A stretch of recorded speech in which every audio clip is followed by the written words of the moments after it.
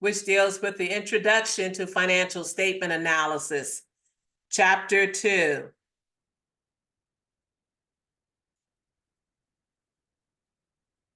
So the outline for Chapter 2 are firm's disclosure of financial information, the balance sheet, the income statement, the statement of cash flows, other financial statement information, financial statement analysis, and financial reporting in practice. The learning objectives are: know why the disclosure of financial information through financial statements is critical to investors, understand the function of the balance sheet, understand how the income statement is used, interpret a statement of cash flows, understand the management discussion and analysis and the statement of stockholders' equity, analyze a firm through its financial statements, including use of the DuPont identity, and understand the main purpose and aspects of the Sarbanes-Oxley reforms following Enron and other financial scandals. Firm's disclosure of financial information. So periodic accounting reports are crucial because they offer historical performance data, and they also provide a comprehensive view of a company's assets and their funding.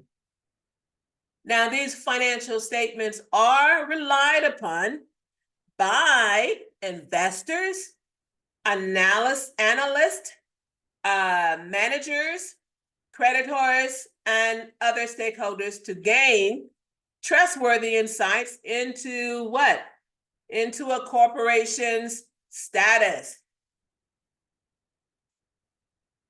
In the United States, publicly traded companies are required to submit their financial outcomes to the U.S. Securities and Exchange Commission, or the SEC.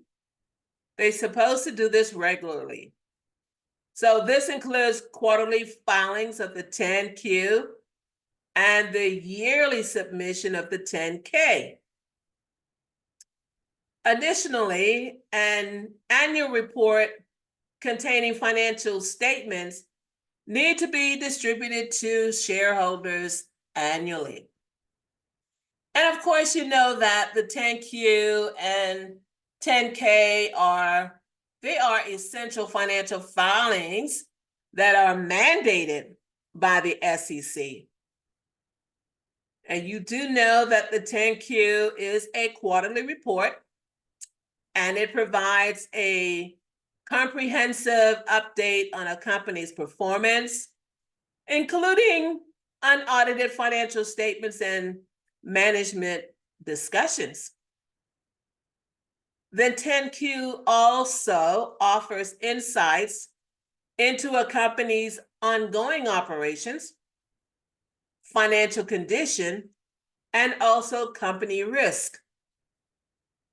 In contrast, the 10K is an annual report that includes audited financial statements. It includes a detailed overview of the company's business, the company's risk factors, the company's management discussions, and also analysts. Now, both filings are crucial for both investors and regulators to assess companies' financial health and make informed decisions. We all know that companies are obligated. They're obligated to disclose financial information through the preparation of financial statements that should be guided by the generally accepted accounting principles, or GAAP, which was established by the Financial Accounting Standards Board, or we call it FASB. Now, these principles offer a standardized framework for public companies' reports, ensuring uniformity and consistency. As part of this process, corporations must engage an auditor to verify their annual financial statements, ensuring that the company is in compliance with GAAP and offering assurance of the information's reliability. The disclosure of financial information through the preparation of financial statements is guided by International Financial Reporting Standards, or IFRS, which is instituted by the International Accounting Standards Board, or IASB, in 2001, and they are comprised initially of representatives from 10 countries. 10 countries, yeah, including the United States. Since 2005, all publicly traded companies within the European Union have been mandated to adhere to IFRS. Now, this standard is widely adopted in numerous countries globally, including Australia, various nations in Latin America, and even in Africa. The IFRS is recognized and endorsed by major stock exchanges worldwide, though exceptions exist, notably in the United States and China. There's a probable shift towards adopting international financial reporting standards in the United States concerning the disclosure of financial information through the preparation of financial statements. The Sarbanes-Oxley Act of 2002, it emphasized aligning U.S. accounting standards with international convergence. By early 2019, the SEC seemed inclined to permit U.S. companies to utilize IFRS for supplementary information while maintaining the obligation to file financial reports in accordance with U.S. GAAP.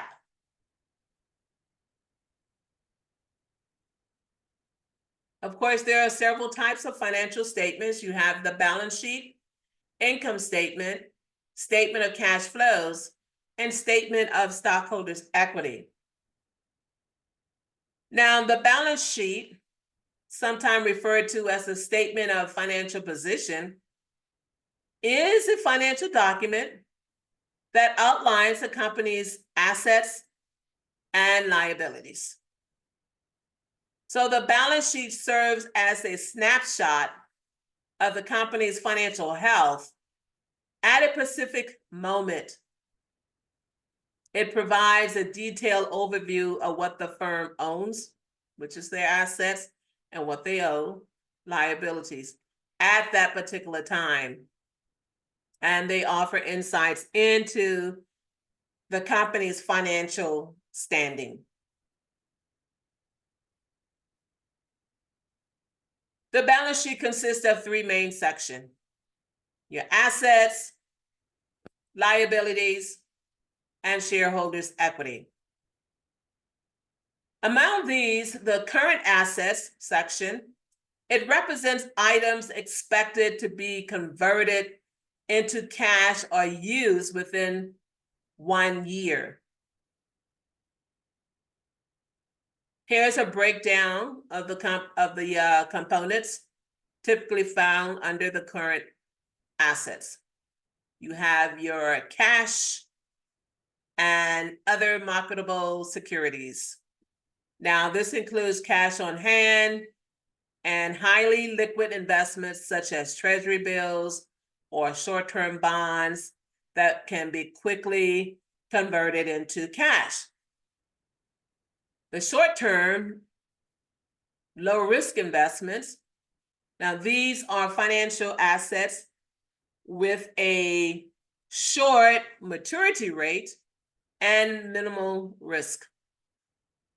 And they are often held by the company for short-term gains while preserving capital. Accounts receivable that you see here. Now, these are amounts owed to the company by customers for goods or services provided on what? A credit term or terms. It represents sales that have been made but not yet collected. Inventories. Now, this category includes raw materials, work in progress, and finished goods held by the company for production or sale. It represents the cost of goods available for sale. And then you have your other current assets. Now, this is considered a miscellaneous category that encompasses various short-term assets such as prepaid expenses, which are payments made in advance for goods or services yet to be received. This could also include items like prepaid insurance or prepaid rent. So the current assets section, it demonstrates the liquidity and short-term financial health of the company.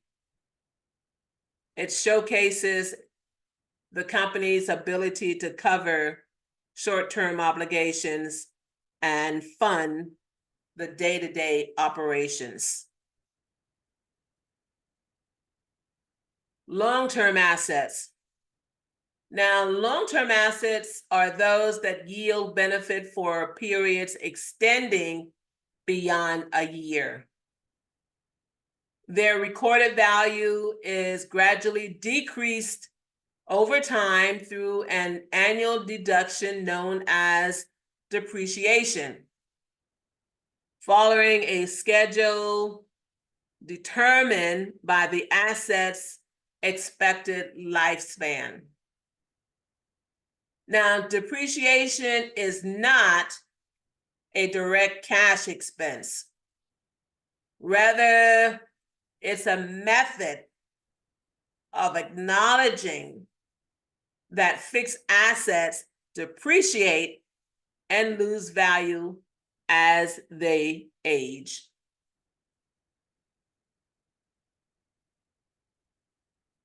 Long-term assets encompass various items beyond their acquisition cost minus accumulated depreciation. Now, these assets can encompass a range of items such as property not utilized in business operations, initial expenses linked to a new business venture. It could be trademarks, patents, and property held for eventual sale. Now, the book value of an asset reflects its original cost minus the cumulative depreciation recorded over time.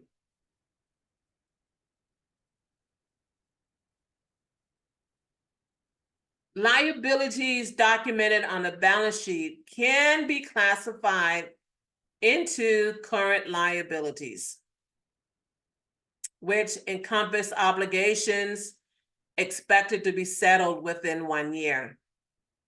And here you see is a breakdown of some components within current liabilities. You You have your accounts payable. And we know that this represents the amounts owed to supplier for goods or services purchased on credit terms. Then you have your notes payable and short-term debt. Now, these are obligations in the form of loans or debt that require repayment within the upcoming year. Repayment of long-term debt due within the next year. These are portions of long-term debts that necessitate repayment within the following year are classified as current liabilities. Next, you have the accrual items. Accrual items. Now, this category includes obligations such as accrued salaries or taxes that the company owes but has not yet paid. Additionally, it encompasses deferred or unearned revenue, which represent payments received for services or products that are not yet or are yet to be delivered or completed. So you see that the current liabilities section of the balance sheet indicates the company's short-term financial obligations, which showcases its ability to meet near future financial commitments. Liabilities can also be part of the net working capital, which represents the accessible capital in the short term to facilitate ongoing business operations. So working capital is the capital available in the short term to run the business. Net working capital is equal to current assets minus current liabilities.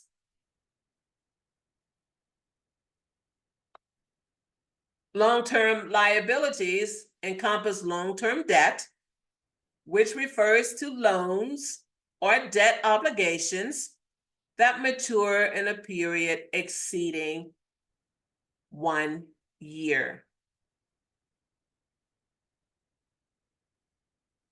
Now, we're still talking about the balance sheet. The stockholders' equity. Now, the stockholders' equity represents the ownership stake in a company, but it can differ from its market value. The book value of equity reflects the net worth from an accounting standpoint, calculated as assets minus liabilities. Now, while it is a valuable measure within accounting records, the market value of equity can fluctuate based on market perceptions, market demand, and other factors, often varying from the book value.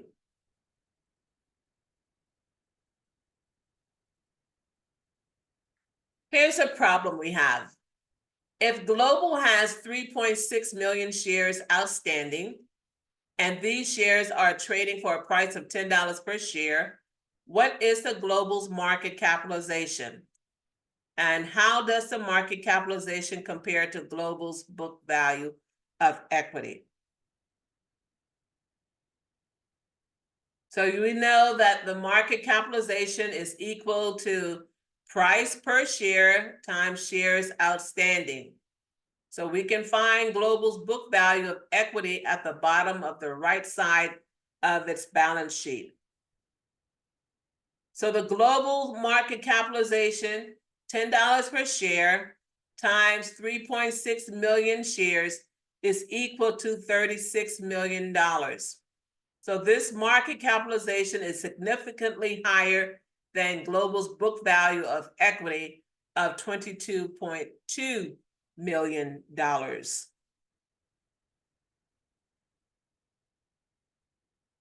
So let's evaluate. Companies possess intrinsic value sources that aren't explicitly reflected on the balance sheet. Okay. Now, Global must have sources of value that do not appear on the balance sheet. These include potential opportunities for growth, the quality of management team, relationship with suppliers and customers, etc. Again, these encompass intangibles such as growth prospects, the caliber of the management team, robust supplier and customer relationships, among other factors. And these elements contribute significantly to a company's overall value, despite not being quantifiable in financial statements. Here we have another problem. Ryland Enterprises has 5 million shares outstanding. The market price per share is $108.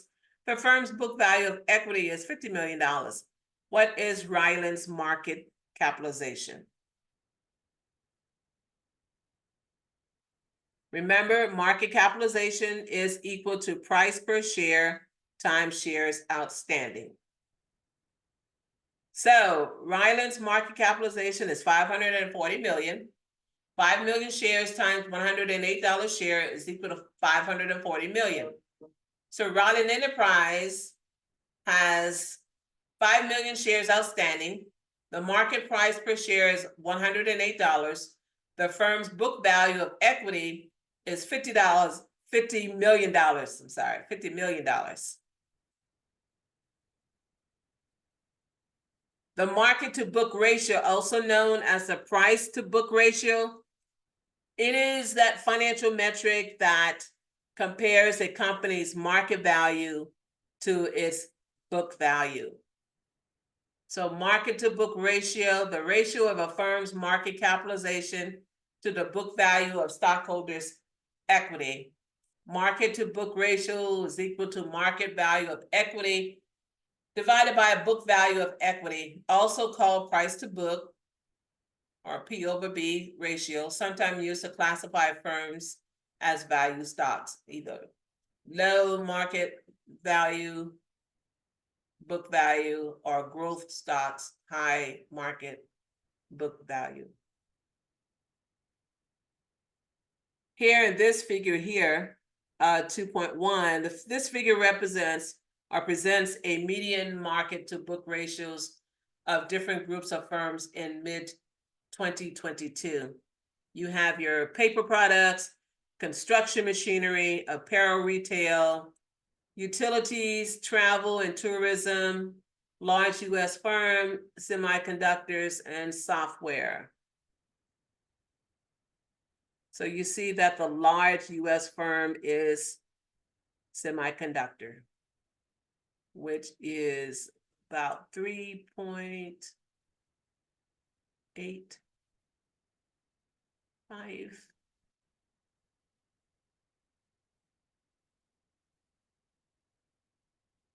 Paper product is at 1.1.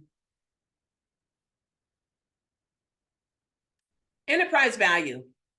Now, enterprise value denotes the worth of a company's core business assets, exclusive of debt, cash holdings, and marketable securities. So enterprise value is equal to market value of equity plus debt minus cash.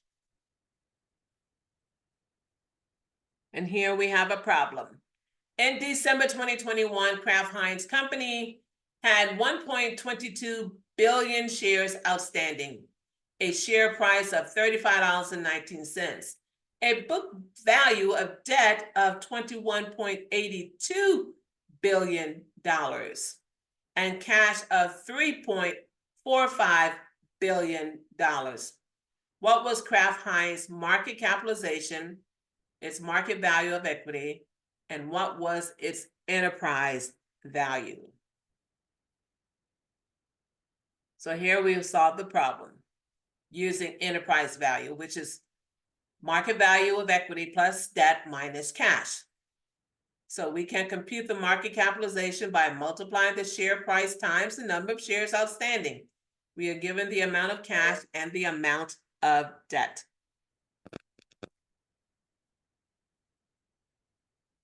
To execute this, Kraft Heinz had a market capitalization of $35.19.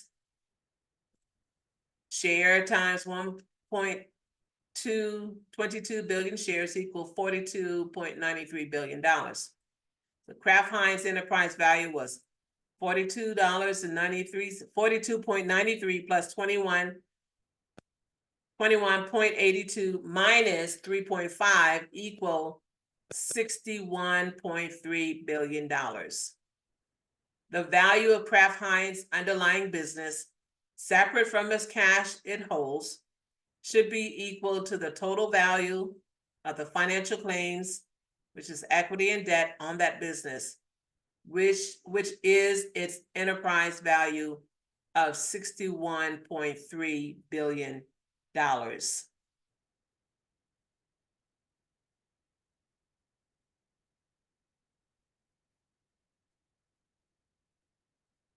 Here we have another problem. Ryan Enterprises has a share price of $108 and 5 million shares outstanding. The firm also has $107 million in total debt and $33 million in cash. What was Ryland's enterprise value? Again, the enterprise value is equal to market capitalization plus debt minus cash.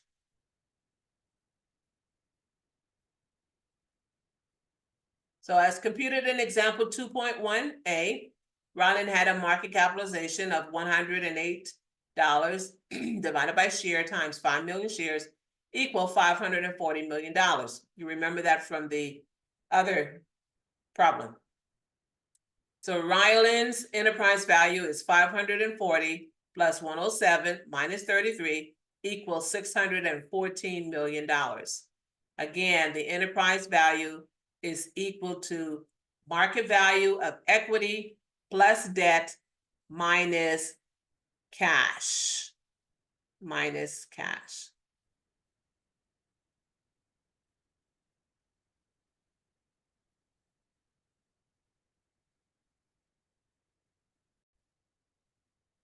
Okay, we will stop here. We will continue with part 2 in the next video. In the next video, we will start with the income statement. Thank you for watching.